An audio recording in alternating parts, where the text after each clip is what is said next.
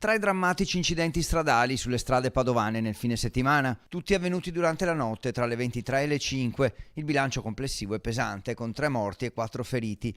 Lo schianto più grave è avvenuto a San Pietro in Gu, Alta Padovana. Un'auto con 5 giovani a bordo è finita fuori strada poco prima delle 3, schiantandosi contro un albero e finendo poi la sua corsa nel fossato. Una ragazza di appena 18 anni, Greta Luison, è morta sul colpo. Gli altri 4 amici sono rimasti feriti. I carabinieri stanno cercando di ricostruire la dinamica. Avevano trascorso la serata insieme. A San Pietro in Gu, dove vivono tutte le 5 famiglie, è stato proclamato il lutto cittadino e annullata la festa di carnevale. Qualche ora prima un'altra tragedia a Vigonza. A perdere la vita un 59enne di Campagna Lupia. Stava probabilmente tornando a casa in sella alla sua moto quando si è schiantato all'altezza della rotatoria di Busa di Vigonza. Per lui non c'è stato nulla da fare. Marino Corbin gestiva un distributore di benzina a pochi chilometri dal luogo della tragedia.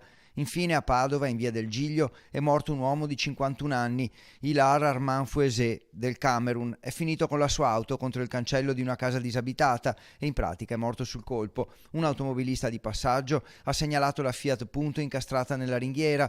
Il suo M118 è accorso sul posto, ma per l'uomo non c'era più nulla da fare. Lo schianto però non sembra essere stato così violento e si fa strada anche l'ipotesi di un malore. Nessun altro veicolo è rimasto coinvolto nell'incidente.